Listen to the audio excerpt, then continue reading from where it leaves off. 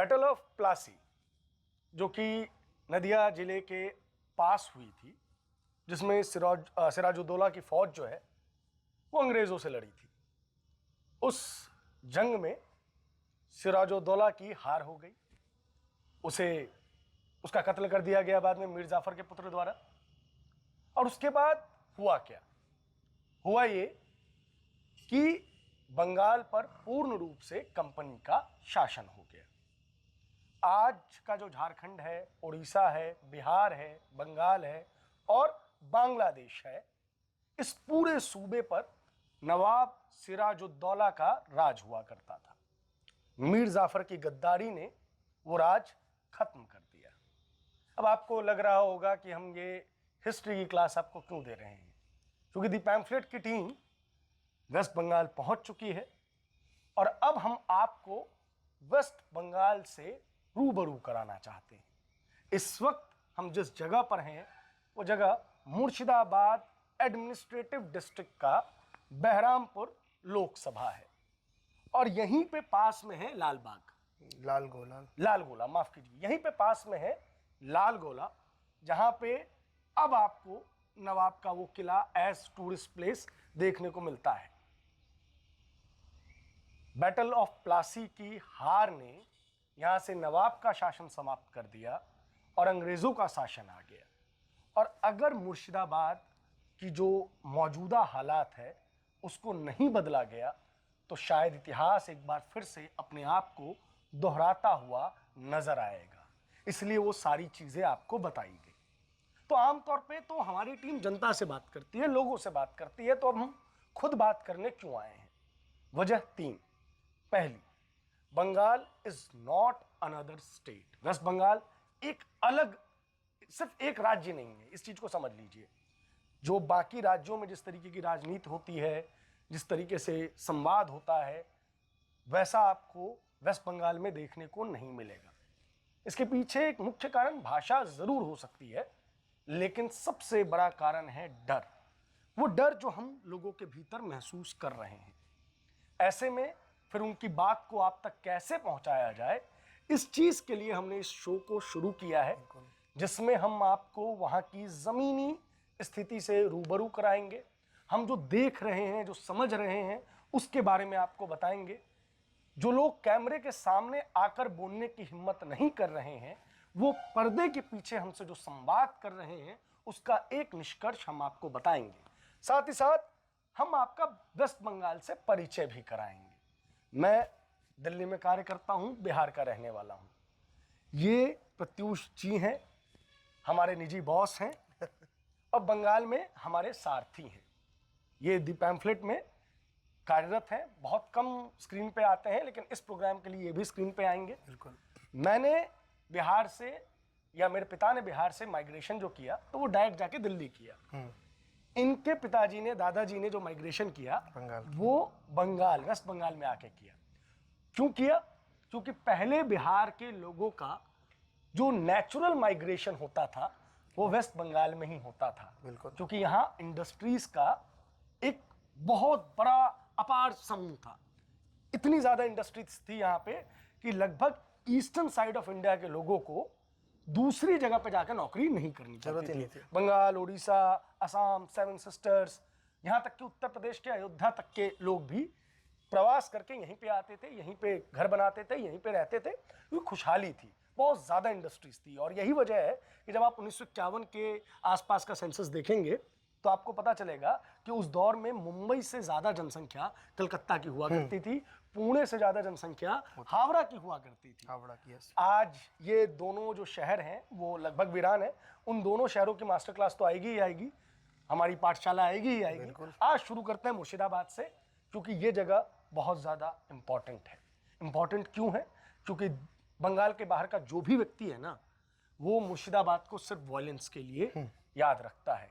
यहाँ पे कितने किस्से हैं वॉयलेंस के कि एक वीडियो में समेट पाना मुश्किल है। और वही जो वॉयलेंस है, वही जो हिंसा है, उन लोगों के भीतर ऐसा डर डाल रहा है कि लोग कैमरे के सामने संवाद करने से घबरा रहे हैं। तो सबसे पहले तो मैंने सिराजुद्दौला के बारे में बता दिया। सिराजुद्दौला एकमात्र यहाँ का नवाब नहीं था, उससे पहले का भी कुछ इतिहास था इसके बारे में, दादा बताएंगे। प्रत्युष दा। देखिए, सबसे पहले तो ये जो जगह पे हम हैं, ये मुर्शिदाबाद नहीं था, इसको मुर्शिदाबाद बनाया गया। सही बात। ठीक है। इसका नाम था कर्ण सुवर्ण।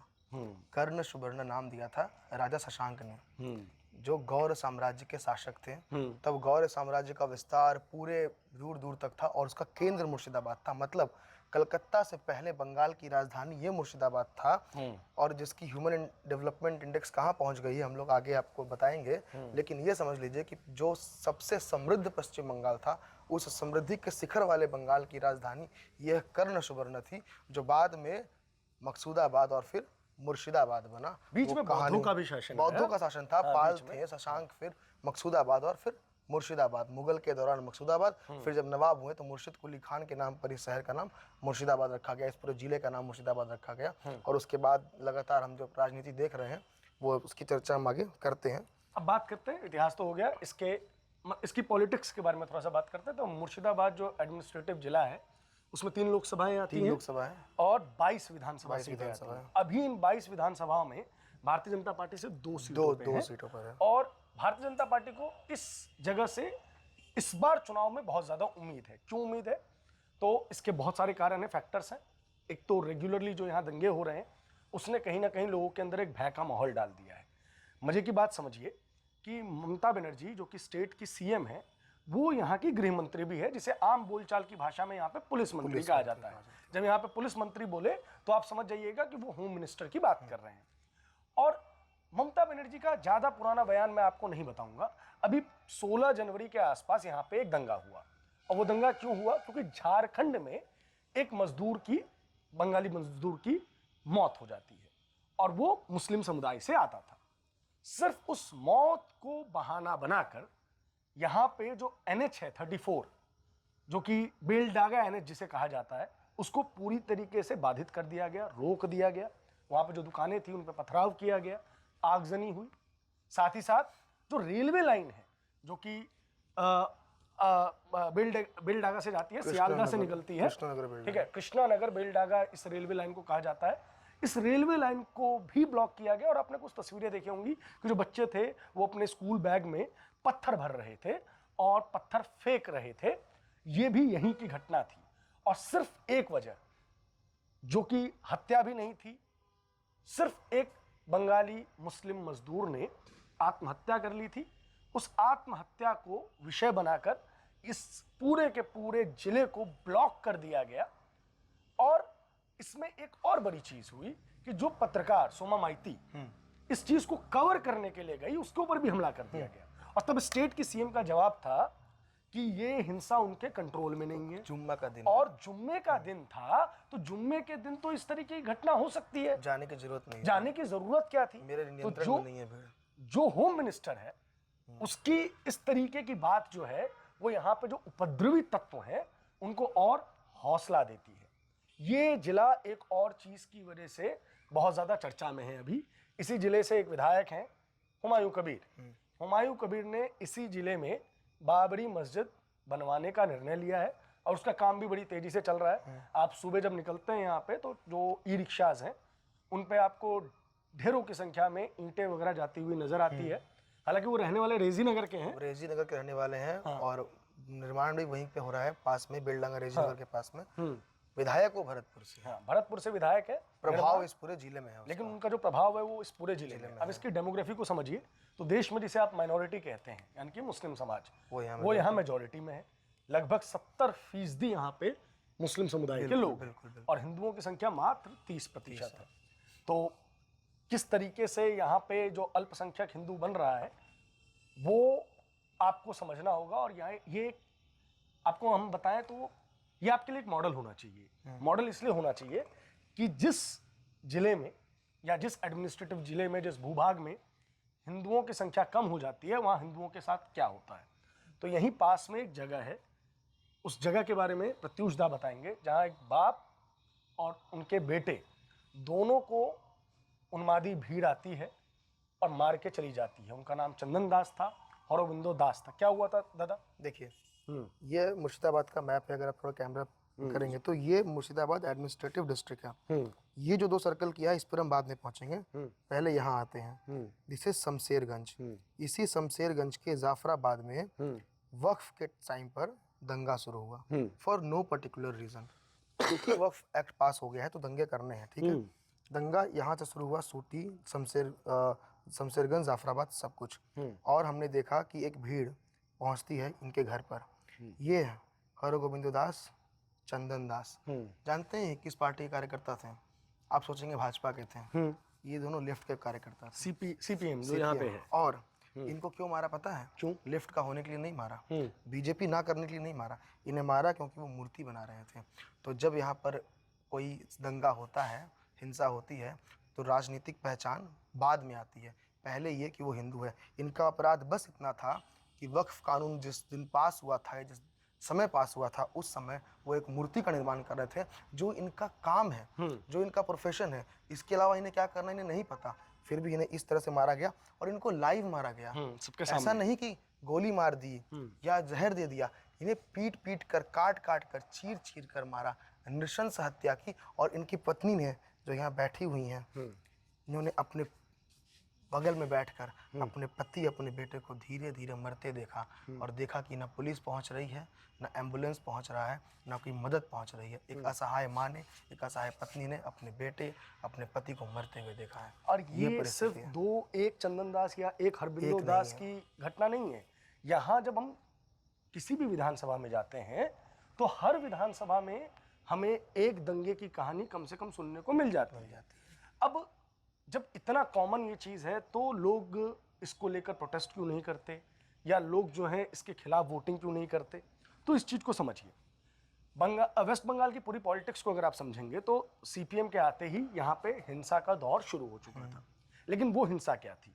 वो हिंसा थी political party versus political party, या अपने भीतर भी जो है मतलब एक ही पार्टी है, उसी के 2 गुट हैं, उन्हीं के बीच की भी लड़ाई। इस पर एक मिनट बस मैं ये बात कह दूं। लेकिन 2021 के विधानसभा चुनाव के बाद जो पॉलिटिकल वायलेंस हुआ है, वो political violence party versus party नहीं हुआ है, वो पॉलिटिकल वायलेंस हिंदू वर्सेस मुस्लिम हुआ है। ये बैटल ने ये बुरा रूप लिया है कि जहां एक आम आदमी को हिंदू होने की वजह से मारा जा रहा है, मूर्ति बनाने की वजह से मारा जा रहा है। साथ ही साथ अगर आपको बताएं तो अगर शक है किसी को कि ये व्यक्ति ने शायद बीजेपी को वोट दिया है, तो उसको घेर लिया जा रहा है। और ऐसे किस्सों की यहाँ पे एक फहरिस्त है। और दुखद क्या है, मैं जब अपने ऑफिस के सीनियर से बात करता हूँ कभी कभी फ़ोन पे, तो वो मुझे कहते हैं कि एक्सपीरियंस बताओ बंगाल का, अपना वेस्ट बंगाल का पूरे चुनाव का एक्सपीरियंस बताओ। और हम लोग काफ़ी जगहों पे इससे पहले भी कवर कर चुके हैं, पूर्व ऑर्गेनाइजेशंस में भी जहाँ थे वहाँ पे भी कवर कर चुके हैं। हमें यहाँ पे, हम इसको ये भी नहीं कह पाते कि यहाँ बहुत खुशहाली है, हम यहाँ ये भी नहीं कह सकते कि यहाँ बदहाली है। हम सिर्फ एक चीज़ कहते हैं, यहाँ कोई रस्सी नहीं है। जिसके साथ हिंसा हुई है वो व्यक्ति भी कैमरे पर आकर अपनी बात रखने को राजी नहीं है। क्यों? क्योंकि उसको डर इस बात का है कि 7 में से 2 लोगों को खो चुके हैं, 5 लोग और ना खो जाए। ये जो भय है, ये जो डर है, ये डेमोक्रेसी की हत्या कर रही है। अब मुर्शिदाबाद क्यों इंपॉर्टेंट है, इस चीज को समझिए। तो पहले हम मुर्शिदाबाद के मैप पे लेके आते हैं आपको, वेस्ट बंगाल का मैप शुरू करते हैं। ये देखिए, इस वक्त हम लोगों की लोकेशन ये है, अगर आपको नजर आएगा। इस वक्त हम हमारी विधानसभा बहरमपुर है, ठीक है। और इसको जब आप थोड़ा सा जूम आउट करेंगे तो आपको पता चलेगा हुगली नदी यहाँ से जा रही है। हुगली जो कि लगभग पूरे बंगाल में जो हुगली नदी है, बेसिकली है तो ये गंगा जी ही, लेकिन यहाँ पे ये हुगली के नाम से फेमस है। और इस तरफ आपको एक और नदी जाती हुई नजर आ रही होगी, इसका नाम है पद्मा। बेसिकली गंगा से 2 भाग, हाँ, गंगा के 2 भाग निकले, एक हुगली और दूसरा पद्मा। और बिल्कुल जो मुर्शिदाबाद है वो बांग्लादेश के पास है, बिल्कुल, ये समझ लीजिए। हाँ, ठीक है। ये जो बॉर्डर है, ये जो बॉर्डर आपको नजर आ रहा है, ये हाँ बांग्लादेश है। नहीं, देखिए, ये जो बीच का हिस्सा था वो बांग्लादेश था। हाँ, ये देखिए, हम यहाँ हैं और बांग्लादेश बॉर्डर बिल्कुल यहाँ है। अब ये हम क्यों दिखा रहे हैं, आपको थोड़ा सा जूम कीजिए। ये इस पे आपको एक डॉक्यूमेंट्री भी आती हुई नजर आएगी। जब आप थोड़ा सा जूम करेंगे तो आपको नजर आएगा ये इंटरनेशनल बॉर्डर है, और इंटरनेशनल बॉर्डर आपको पानी में नजर आ रहा होगा। थोड़ा मतलब कि कोई स्ट्रेट रेखा नहीं है, ये आपको घूमती फिरती ये लाइनें नजर आ रही होंगी। ये जो पूरा हिस्सा है, इसमें से बहुत सारा जो हिस्सा है वो बॉर्डर पोरस बॉर्डर है, रिवराइन बॉर्डर है। हाँ, जहाँ पे दलदल है, नदी है, पानी है, ठीक है, मतलब खूब सारी नदियां हैं, नदियों का पानी है और दलदल है, जिस चक्कर में यहाँ पे जो फेंसिंग है वो उस प्रकार से नहीं हो पाती हो है। सकता है उसके आगे जमीन देना पड़ेगा, और ममता बनर्जी को सुप्रीम कोर्ट से ये आदेश मिला है कि आप लैंड दो, लेकिन वो कह रही है कि जब तक 50 किलोमीटर तक बीएसएफ का जुरिसडिक्शन रहेगा मैं लैंड नहीं दूंगा। उन्होंने डायरेक्टली सुप्रीम कोर्ट के ऑर्डर को डिफाई किया है। और इस कारण से क्या होता है कि यहाँ पर लगातार इन्फिल्ट्रेशन होता है। इन्फिल्ट्रेशन जब होता है तो यहाँ पे लोग आते हैं, लेकिन अब जब घूमेंगे तो आपको इन्फिल्ट्रेटर नहीं दिखेंगे। क्यों नहीं दिखेंगे ये क्यों नहीं? दरअसल यहाँ पे कोई इंडस्ट्री है ही नहीं। तो यहाँ पे एक बड़ी इंडस्ट्री क्या है कि आप बांग्लादेश से आइए, यहाँ पे अपना आधार कार्ड बनवाइए, 2-4 दिन यहाँ रहिए, और यहाँ से रह के आप दिल्ली, मुंबई, बैंगलोर, कश्मीर, जहाँ जाना है वहाँ पे जाइए। तो ये जो है अगर आप देखेंगे तो एक तरीके से चेक पोस्ट है ये। कभी कभी जब दबाव होता है तो कुछ लोगों को पकड़ना पड़ता है जो इसके संग में युक्त है। तो ये कुछ लोग हैं जो आधार कार्ड बनाते हुए नकली पकड़े गए हैं। कभी कभी पुलिस ये कर लेती है ऑपरेशन, क्योंकि पुलिस को भी तो कुछ दिखाना है ना कि मैंने कुछ काम किया है। जैसे ये देखिए, ये भी एक बार पकड़ा था। तो ये बहुत कम मिलेगा, पर ये रोज होता है। ये बेसिकली यहाँ की इकोनॉमी है। जो टीएमसी से जुड़े हुए लोग हैं, जिला परिषद के, पंचायत समिति को करते क्या है, ऐसे लोग आते हैं, आधार कार्ड बनवाते हैं, 5,000, 6,000, 10,000, जब जैसा सीजनल रेट है, ठीक, अच्छा, और आधार कार्ड बनवा के दिल्ली, नोएडा, मुंबई, बेंगलोर, जहाँ केरल, जहाँ काम मिले वहाँ चल जाते हैं। कि यहाँ पे पहले जूट की फैक्ट्री हुआ करती थी, वो अब बंद हो चुकी है। यहाँ पास में एक शुगर मिल हुआ करता था, वो बंद हो चुका है।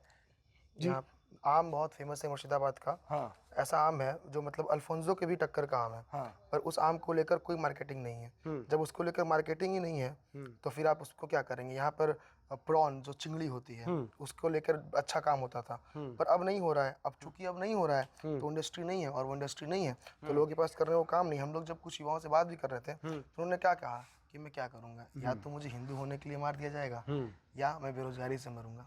यही तो बात उन्होंने कही। तो अब देखिए, अब जब बेरोजगारी की बात हम कर रहे हैं तो इसमें बहुत इंपॉर्टेंट एक चीज आता है। आज अगर आप मुख्यमंत्री ममता बनर्जी की राजनीति देखेंगे तो वो कहती हैं कि बाहरी नहीं चलेगा, बहिरागत नहीं चलेगा। बंगाल जो है वो बंगालियों के लिए अच्छी बात है, होना भी चाहिए, लेकिन जिस बाहरियों को गाली दे रही हैं, ये सेंटर फॉर माइग्रेशन स्टडीज की रिपोर्ट है, ये कोई हमने अपने घर पे नहीं बनाया है। और ये ममता बनर्जी के द्वारा संचालित एक स्टेट यूनिवर्सिटी में publish, Rabindra Bharati university to be precise में पब्लिश एक रिपोर्ट है जो बता रहा है कि कैसे मुर्शिदाबाद न केवल इंडिया बल्कि पूरे वर्ल्ड को लेबर सप्लाई कर रहा है। देखिए कितनी गर्व की बात है। ये देखिए, मुर्शिदाबाद से दिल्ली, मुंबई, केरल, कहीं भी चले जाइए, गुजरात और सऊदी अरब। अब इस चीज का मैं उदाहरण कैसे दे सकता हूँ, कल हम लोग पासपोर्ट ऑफिस के पास थे यहाँ पे, ठीक है, यहाँ के पासपोर्ट ऑफिस पे हमने लंबी लंबी कतारें देखी। मतलब हम लोगों ने दिल्ली वाले पासपोर्ट ऑफिस भी देखे, अन्य जगहों के पासपोर्ट ऑफिस देखे, हमने इतनी भीड़ नहीं देखी थी। लाइन लगी हुई है लोगों की। क्यों लाइन लगी हुई है? क्योंकि यहाँ पे कोई काम है नहीं, तो यहाँ पे पासपोर्ट बनाएंगे, नाते रिश्तेदार जो गल्फ कंट्रीज में चले गए हैं वहाँ पे जाके काम करेंगे, चंद पैसे कमाएंगे ताकि सर्वाइवल उनका हो पाएगा। तो कितनी बुरी हालात है यहाँ की वो आपको समझना पड़ेगा। लेकिन ये कुछ भी नहीं है।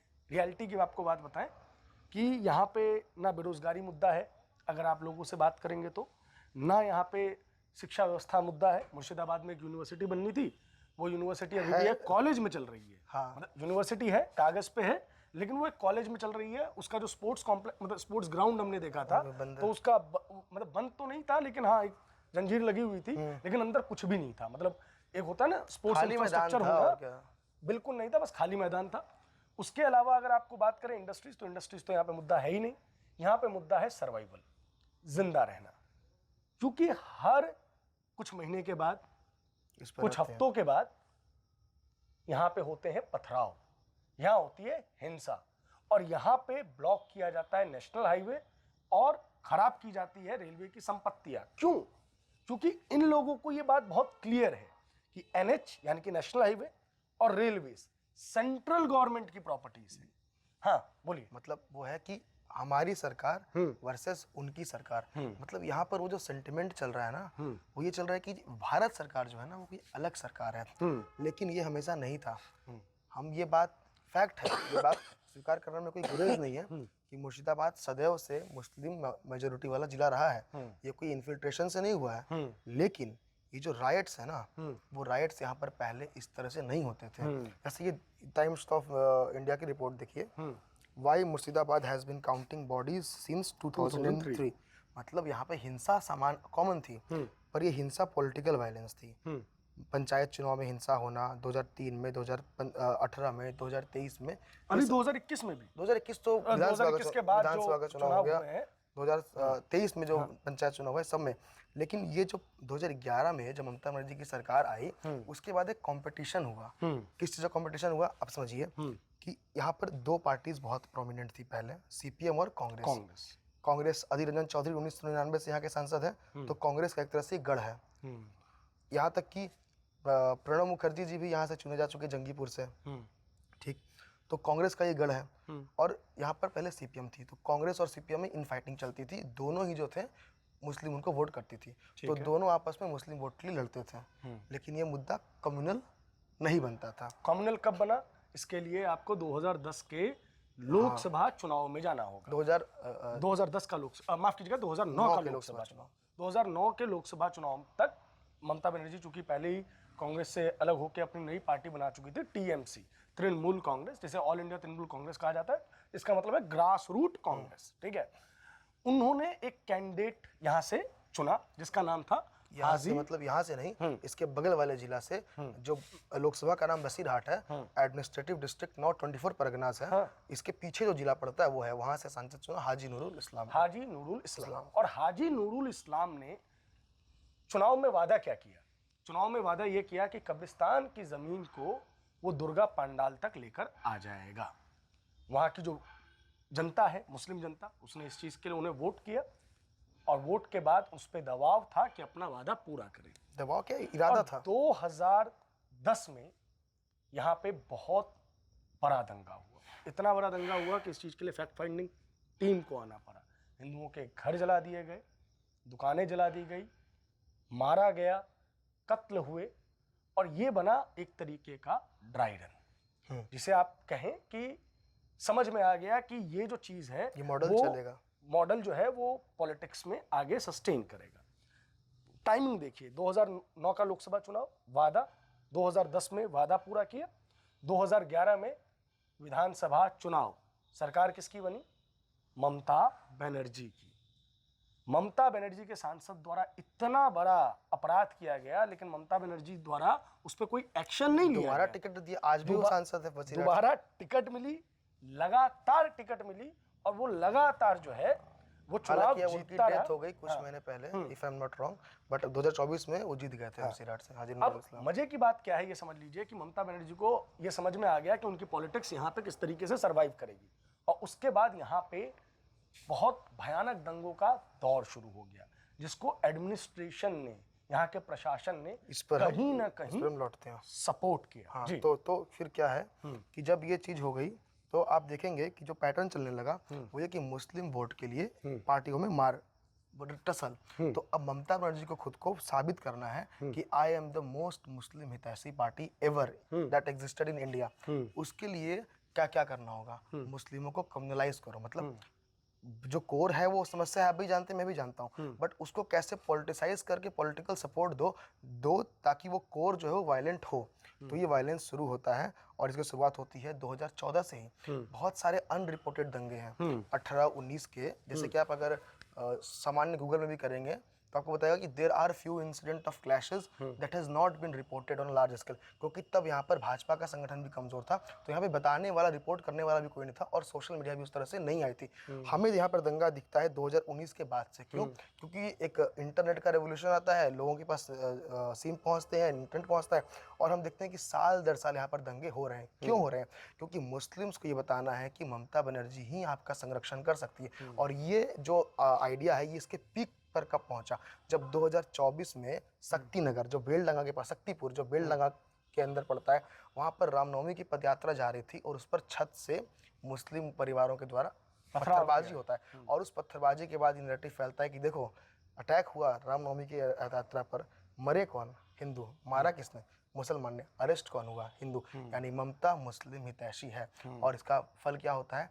1999 से लेकर 2024 तक जो Adhir Ranjan Chowdhury most secular person ever वो बहरमपुर के सांसद थे, वो हार जाते हैं और जीतता कौन है? गुजरात से आया हुआ यूसुफ पठान। बहिरागत। ये समझ जाएंगे आप तो आप समझ जाएंगे कि मुर्शिदाबाद में दंगे क्यों होते हैं और क्यों उसको नहीं रोका जाता है, क्योंकि जितने अधिक दंगे उतना अधिक तृणमूल कांग्रेस का फायदा।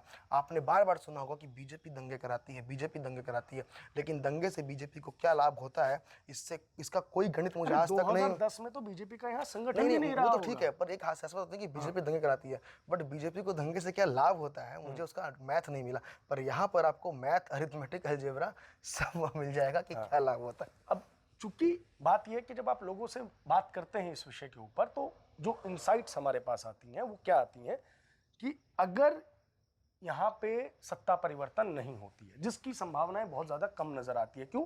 गणित, बहुत सिंपल गणित है, 2 मिनट बाद इस पे बात करेंगे।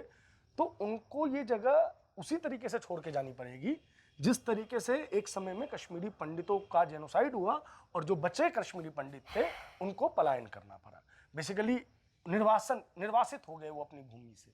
तो यहाँ पे अमूमन अगर देखा जाए तो हिंदुओं का यही हाल है, वो छोटे छोटे पॉकेट्स में रहते हैं, ठीक है, और उसी पॉकेट में वो सेफ हैं, लेकिन वो चारों ओर से घिरे तो हुए हैं उस भीड़ से जो कभी भी दंगा कर सकती है, और उसको स्टेट की जो मशीनरी है उससे कोई खतरा नहीं है। गिरफ्तारियां कौन करेगी? एनआईए करेगी।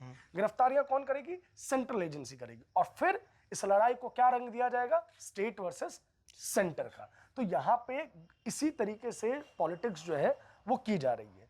अभी फिलहाल अगर हम बात करें तो यहाँ की पॉलिटिक्स में एक बड़ा चेंज आया है। हुमायूं कबीर ने अपनी एक नई पार्टी बना ली है, जनता उन्नयन पार्टी, जेयूपी। अब चूंकि हुमायूं कबीर का जो प्रभाव है अगर देखा जाए तो 7 से 8 सीट पे बहुत ज्यादा है, और मुर्शिदाबाद एडमिनिस्ट्रेटिव डिस्ट्रिक्ट की 2200 सीट पे हम मान सकते हैं कि छुटपुट प्रभाव है।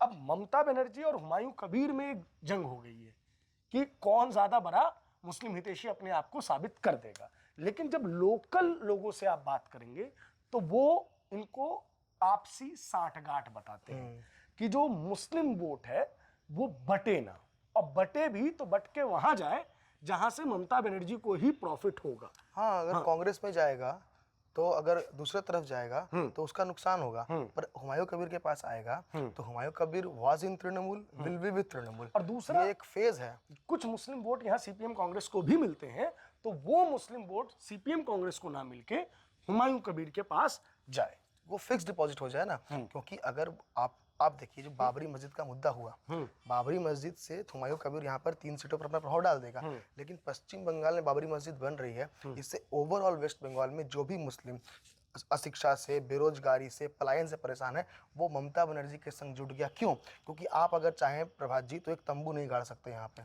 और इसी का उदाहरण क्या है कि बाबरी मस्जिद के जवाब में यहाँ पे राम मंदिर के निर्माण की भी शुरुआत की गई थी, लेकिन अब तक राम मंदिर बनाने के लिए प्रॉपर्टी नहीं मिल पा रही है। हम जब कैमरा लेकर घूमते हैं यहाँ पर तो हमें रोक कर कैमरा चेक किया जाता है कि कहाँ जा रहे हो, क्यों जा रहे हो, और यहाँ पर रोज बाबरी मस्जिद के लिए ईंट जा रहा है, कोई नहीं रोक रहा। मतलब है कि भाई प्रशासन का प्रत्यक्ष सपोर्ट है, प्रशासन चाहती है कि ये बढ़े। 2-3 सीटों का नुकसान होगा, बाद में मेकअप कर लेंगे, ये तो फिक्स डिपॉजिट है। बेसिकली इन चुनावों में टीएमसी को डर लग रहा है। अगर आप ये कहेंगे कि ये चुनाव सोबर है तो चुनाव सोबर नहीं है। जनता अपनी बात खुलकर रखना इसलिए नहीं चाहती है क्योंकि अभी उसको ये लगता है कि उसे बचाने वाला, उसका प्रोटेक्टर कोई नहीं है, इसलिए वो साइलेंट है। आपको बहुत सिंपल सा नियम बता देता हूं, हमारे पत्रकार मित्र जो यहाँ पे आने वाले हैं। आप एक मार्केट में जाइए, अगर कोई व्यक्ति कैमरे पर बोलने के लिए तैयार हो जाए तो वो टीएमसी का वर्कर होगा और वो टीएमसी की तारीफ करेगा ही करेगा। और अगर किसी व्यक्ति ने आपसे बात नहीं की है तो वो समझ जाइए कि वो एंटी टीएमसी वोटर है। स्पष्ट है ये चीज, क्योंकि उसकी चाय की दुकान पे अगर आप बैठ जाएं 5 मिनट के लिए, या उससे इन जनरल, क्योंकि हमारी टीम है तो 1-2 लोग आइडेंटिफाई नहीं होते हैं एज जर्नलिस्ट, तो वो इस काम को करते हैं, तो ये पता चल जाता है कि हाँ उसका जो मोटिव है वो क्लियर है। अब चूंकि यहाँ पे वर्दी वाली पुलिस से ज्यादा शायद बिना वर्दी वाली पुलिस है। हमने भवानीपुर में शूट करने की शुरुआत की और हम शूट के लिए कैमरा खोलते ही हैं तो हमें ये नजर आता है कि कुछ अच्छे खासे लंबे व्यक्ति जिन्होंने ट्रैक सूट पहना हुआ था, जूते से पहचान। हाँ, नहीं, उन्होंने जूते नहीं पहने थे, उन्होंने चप्पल पहना हुआ था। मैं बता रहा हूँ क्यों आपको इसके बाद। तो अच्छे खासे हट्टे कट्टे व्यक्ति थे, बहुत लंबी हाइट थी, ऐसे एक नहीं 2-3, और हम जहाँ जहाँ जा रहे हैं वहाँ वहाँ वो हमें फॉलो कर रहे थे। तो हमें तो जानकारी नहीं थी कि ये कौन है। तो बाद में हमको लोगों ने बताया कि ये सिविल पुलिस है, स्पेशल ब्रांच बेसिकली। तो ये कहीं ना कहीं मैडम सीएम को रिपोर्ट जरूर करती हैं और उनके पास भी ये इनपुट आ चुका है कि जनता अब बदलाव के मूड में है। तो इसीलिए इस वोट को मोबिलाइज करने की कोशिश चुनाव से पहले और तेज कर दी गई है। बाबरी और कुछ नहीं है, सिर्फ ये संदेश देना है कि मुस्लिम के रहते हुए ममता बनर्जी के रहते हुए यहाँ पे मुसलमान जो चाहे वो कर सकता है। बेसिकली वही चीज है जिस तरीके से राजीव गांधी ने एक्सट्रीमिस्ट ग्रुप ऑफ मुस्लिम्स को खुश करने के लिए 3 तलाक पर सुप्रीम कोर्ट का जो दिया हुआ फैसला था उसे पलट दिया था। उसी की नुमाइश यहाँ पे हो रही है बाबरी बनवाकर कि हम सुप्रीम कोर्ट के फैसले को भी नहीं मानेंगे। और चूंकि यहाँ पे ममता बनर्जी है तो आपको डरने की कोई आवश्यकता नहीं है। मजे की बात है ना, 15 साल का शासन हो गया है आपका और आप जब पीसी कर रही हैं या इंटरव्यूज दे रही हैं तो इंटरव्यूज में आप विपक्ष के ऊपर, ऑपोजिशन के ऊपर आरोप क्या लगा रही हैं? आरोप ये लगा रही हैं कि वो आ जाएंगे तो आपको मीट नहीं खाने देंगे, आपको मांस नहीं खाने देंगे। मतलब ये क्लियर सी चीज है। तो अपने आप में बड़ा बहुत हास्यास्पद बात है ये। अब हंस भी नहीं सकते यहाँ पे क्योंकि यहाँ हंसना भी मना है। नहीं, अभी ऐसे हम लोग शूट कर रहे हैं तो आप कैमरे में ज्यादा इन्वॉल्व हैं, मैं देख रहा हूँ। तो 3-4 लोग आके जाके ऐसा लग रहा है कि पता नहीं हमने क्या अपराध कर दिया। कैमरा खोल के लोग आके देख रहे हैं, जो होटल का स्टाफ है वो देख रहा है कि हम बात क्या कर रहे हैं। एक गाड़ी खड़ी हो गई है, पता नहीं किसी गाड़ी है, क्यों आगे खड़ी हो गई है, क्या देखना चाह रही है, इन्हें क्या समझ में आ रहा है। एक बंदा मैं तब से देख रहा हूँ कि जब से हमने काम करना शुरू किया है, ऊपर से दिख रहा है, वो वहां से बिल्कुल जैसे हम उनकी तरफ देखते हैं वो निकल जाता है। मतलब ऐसा लग रहा है कि आप हमेशा मॉनिटरिंग में। प्रत्युष दा, मतलब ऑफिस के लोग इस चीज का मजाक बनाएंगे, मुझे पता है क्योंकि इस चीज की चर्चा मैं बहुत ज्यादा कर चुका हूँ। हमने ना कश्मीर में काम किया है और हम लोग ना बड़ी प्राउडली ओन करते हैं इस चीज को। और 370 के बाद वाला कश्मीर भी और 370 के पहले वाला कश्मीर, मैं इस चीज को, और मैं चाहता हूं कि आप किसी से ही पूछ लीजिएगा, मैं ये चीज मानता हूं कि जब लोगों ने हमें कहा यहाँ डर है, वहां डर है, ये है, वो है, एक पॉकेट था कश्मीर में, साउथ कश्मीर का इलाका, जहां डर था। इनफैक्ट आज भी वहां पे थोड़ा बहुत तो भय लगता है, लेकिन अब तो बिल्कुल नहीं लगता, क्योंकि मैं गया था लोकसभा के टाइम में भी, कश्मीर विधानसभा चुनाव के समय भी, लेकिन उससे पहले भी। मतलब मैं बात कर रहा हूं, आपको वहां पे सरकार से नाराज लोग मिल जाएंगे, मिलिटेंट्स का साथ देते लोग मिल जाएंगे, टेररिस्ट एक्टिविटी में इन्वॉल्व लोग मिल जाएंगे, लेकिन उसको अगर ये पता चल गया कि आप वहां से नहीं हैं तो वो आपको हार्म नहीं करते थे। पहलगाम इतना ब्रूटल क्यों था? क्योंकि टूरिस्ट के ऊपर हमला हुआ था, बाहरी के ऊपर हमला हुआ। अब मैं इसका वो इस चीज को, हाँ, लेकिन यहाँ जब से आए ना, ये भी मतलब कोई भी स्टोरी करने जाऊं पहले ही ये आदमी सबसे पहले 10, 15, 20 लाइन का डिस्क्लेमर देता है, ठीक है, और 10, 15, 20 लोगों को फोन भी करना पड़ता है, और 10, 15, 20 लोगों को फोन भी करता है।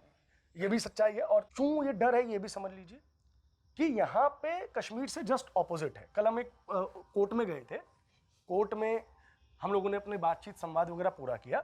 उसके बाद एक व्यक्ति आता है और इनसे बात करता है, वो बंगाली में कम्युनिकेट करते हैं, थोड़ी थोड़ी हम लोगों को समझ में आती है, but it was a warning कि आप लोग जब बेलडागा वगैरह जाएं तो थोड़ा संभल कर जाएं, आप लोग जब जहाँ पे हुमायूं कबीर मस्जिद बना रहा है वहाँ पे जाएं तो थोड़ा संभल के जाएं, 4 बजे के बाद ना जाएं, और 4-5 बजे के बाद तो बिल्कुल ना जाए, अंधेरा जैसे ही होने लग जाए मत जाए। क्यों?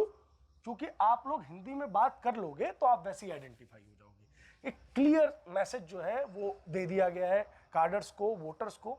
तो ये क्या डेमोक्रेसी है? मतलब इसे आप डेमोक्रेसी कहेंगे?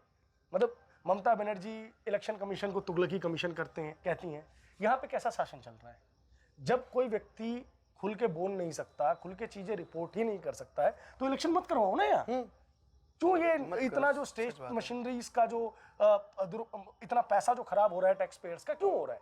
तो सबसे पहले तो यहाँ इलेक्शन ढंग से हो, इस चीज की जिम्मेदारी इलेक्शन कमीशन ऑफ इंडिया कायदे से उठाए। पॉलिटिकल वायलेंस की भारत में कोई जगह नहीं है। अगर ये यहाँ के लोगों की हैबिट बन भी गई है ना तो भी उसे ठीक करिए। Point number 1। Point number 2, Bengal का व्यक्ति कहीं भी जाके रह सकता है, इस बात में कोई डाउट नहीं है। तो कहीं का व्यक्ति भी आके बंगाल में रह सकता है। मैं अगर हिंदी बोल रहा हूं तो ये कोई अपराध नहीं हो सकता है, इस चीज को समझना होगा। और तीसरी और सबसे महत्वपूर्ण चीज, ये हमारी पहली वीडियो थी इस चीज के, इस विषय पे, मास्टर क्लास पे। हम इसको और प्योरीफाई करेंगे। जैसे मुझे अपने दिमाग में लग रहा है कि मैंने 10-15 चीजें छोड़ दी हैं, लेकिन समय की अपनी सीमा है। तो अगली वीडियो मुर्शिदाबाद का पार्ट 2 भी आएगा, यहाँ से डॉक्यूमेंट्रीज भी आएंगी, और साथ ही साथ जैसे जैसे चुनाव आगे बढ़ेगा तो हम जो ओपिनियन पोल यहाँ पे महसूस कर पा रहे हैं वो भी आप तक पहुंचाएंगे।